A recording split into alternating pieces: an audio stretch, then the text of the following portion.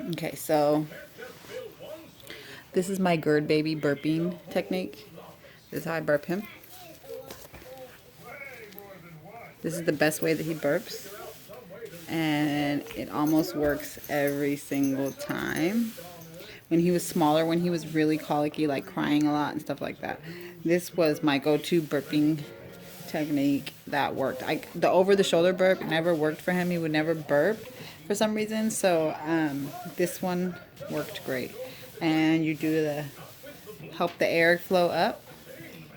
Do the push-up. So this is burping your Gerd baby. See? Yeah, and they usually like it. It's like relaxing, the rubbing.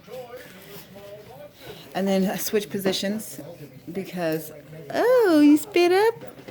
I switch positions, and now that he's bigger, I do it, I can hold him like this instead. When they're smaller, you have to hold them like this, I guess. And then I choo, choo, choo. But yeah, so that's how I burp my Gerd baby. So we do choo. Yeah, you like that, huh? Yeah. You got a burp in there? He already burped, so. I mean, they don't have to burp, but at least you could do like 10 minutes of this, 5 to 10 minutes if they haven't burped. And just try and get them to burp your hardest. And then you can change positions sometimes, and a burp will come out after you move them. Sometimes you need to move them different ways to get a burp out.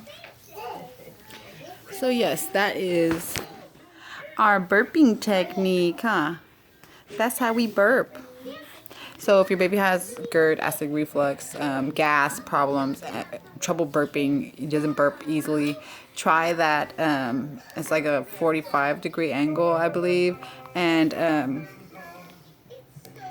yeah, and just kind of press the air out with your hand in an upward motion. You could do the padding, I'm sure. I do padding sometimes, but the hand upward motion usually works better.